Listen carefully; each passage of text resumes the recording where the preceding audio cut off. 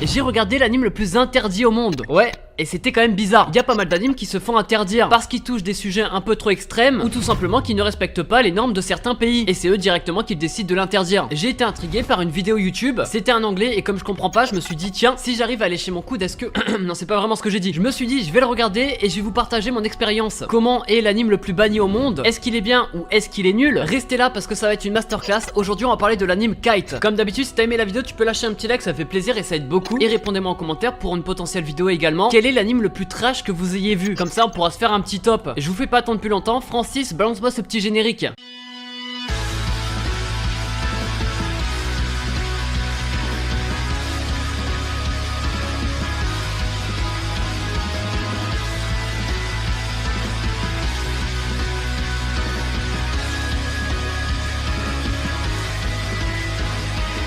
Bon alors parlons de Kite. Déjà faut savoir que c'est un anime qui date de 1998. Il est giga vieux. Comme ma prof de français. C'est possible qu'on ait du mal à rentrer dedans. Comme ma prof de français. Mais comme tout, faut se forcer. Comme ma prof de... Bon, on a compris oui. Mais faut s'y faire, ça date. Et au pire des cas, ça donne un côté esthétique au truc. Vous allez avoir du mal à le trouver si vous le cherchez. Pour la raison qu'il est quand même très vieux. Mais parce que oui, il fait partie du genre hentai. Donc déconseillé au moins de 18 ans. Et ouais, c'est le premier anime du genre que j'ai vu. Mais du coup ça parle de quoi? Nous on suit l'aventure de Sawa, une lycéenne qui malheureusement est orpheline. Et si c'était pas fini, celui qui l'a pris sous ses ailes, c'est un policier corrompu qui fait des trucs pas très catholiques avec elle. Mais attendez, y a pas que ça, parce que oui, il y a une histoire derrière. En gros, Sawa, elle est manipulée de ouf. Manipulée par... Pardon. Et du coup, en fait... Non, c'est la voix, elle reste.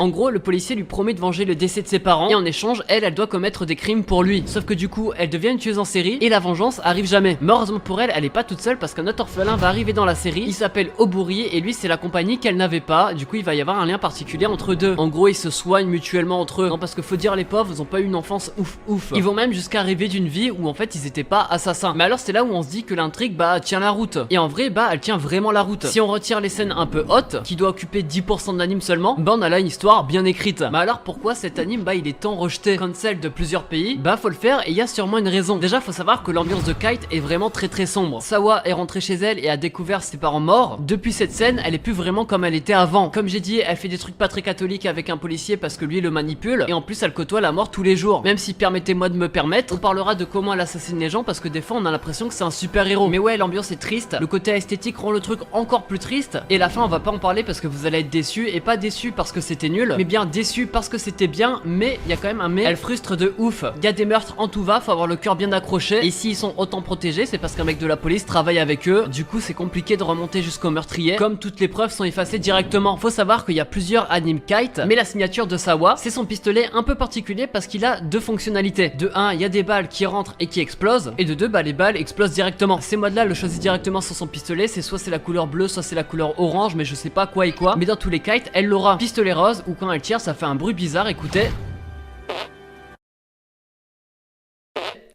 Ouais, bon allez, tu t'attaches aux assassins parce que oui, les mecs sont détestables de ouf. Parce que hormis tout ça, il y a des scènes bizarres qui sont pas très morales et c'est d'ailleurs pour ça que l'anime est passé en plus 18. Ça a pas forcément plu au réalisateur qui s'est dit tiens, et je vais en faire un deuxième qu'on va appeler Kite Liberator. Et là en fait c'est carrément une autre histoire, sans scène érotique mais toujours avec un peu de nudité. J'ai eu la chance de le regarder également et lui franchement j'ai bien aimé. Là totalement différent, le personnage principal elle est toujours une tueuse en série mais en mode Batman, la journée elle est écolière et le soir pas tout le temps elle devient assassin mais également serveuse. Elle est un peu multi-rôle talent. Et dans Liberator, les mecs qu'elle tue, c'est des mecs qui sont déjà dans des trucs pas très légaux. En gros, cet anime c'est bien Kite, mais sans les scènes un peu hautes. Dedans, elle se fait appeler l'ange de la mort parce qu'elle tue des gens et c'est un ange. C'est le mec qui a pas vraiment vu l'anime. En vrai, c'est parce qu'à chaque fois qu'elle tue quelqu'un, elle jette des plumes sur le cadavre. L'intrigue dedans est quand même un peu différent parce que son père lui travaille dans des trucs spatials, il est dans l'espace d'ailleurs. Mais malheureusement, dans son vol, il va y avoir un problème. Lui et quelqu'un d'autre vont se transformer en monstres parce qu'il y aura une explication dans l'anime, hein, vous inquiétez pas. Et malheureusement, un de ces monstres va arriver sur Terre et ça va être Kite, enfin Sawa de cette série là, qui va être engagé pour le tuer. Le réalisateur il s'est dit on va pas s'arrêter là, on va faire un live action. Ça s'appelle Kite, mais là je l'ai pas regardé parce que la flemme, faut pas déconner non plus, j'ai vu ces deux animes, c'est déjà bien. Mais alors j'en pense quoi? Si t'enlèves tous les trucs gênants, que tu le rends un peu moins trash, que tu le ragrandisses, que tu approfondis un peu plus les personnes. Ouais, en gros tu veux qu'il recommence l'anime. Parce qu'en soi il y avait de l'idée. Je pense que le problème qu'on a là c'est que c'est vraiment trop court. 2 épisodes pour Kite et un seul de 58 minutes pour Kite Liberator. T'as pas vraiment le temps de t'attacher ou d'approfondir les personnages. Quand t'as terminé tu te poses quand même plein de questions. T'as envie d'en apprendre un peu plus plus sur Sawa et de l'autre orphelin, mais ça n'arrive jamais. Parce que leur passé, on s'en fout, il y a juste quelques flashbacks pour Sawa, mais c'est tout. Faut dire qu'en 50 minutes, t'enlèves les scènes de sexe et les scènes d'action, bah y a plus d'anime. Mais si tu regardes un hentai, c'est pour les scènes de sexe. Retire ta main du calbar, parce que moi c'est ce que je croyais au début, sauf que apparemment c'est pas trop le but de cet anime là. Et il a été censuré uniquement parce qu'il n'est pas moral, ou en tout cas il a pris le temps de faire un vrai scénario derrière. Je vous le conseille pas, ne le regardez surtout pas. C'était juste pour le travail. Ça s'appelle Kite et touche pour genre action, drame érotique, hentai psychologique et pour thème assassinat, filles et pistolet et police. Je ne regarderai plus d'anime du genre parce qu'il faut quand même avoir le mental. Bref, c'était Rush Manga, je vous ai parlé d'un anime qui est interdit dans certains pays, dans pas mal de pays d'ailleurs. Comme d'habitude, le petit like si t'as aimé, ça fait plaisir et ça aide beaucoup. Et mets-moi en commentaire l'anime le plus trash que t'as vu de ta vie. Devilman Crybaby est quand même bien parti pour ça. Bref, on se retrouve la semaine prochaine comme d'hab pour une nouvelle vidéo. C'était Rush Manga, allez, ciao, bye bye.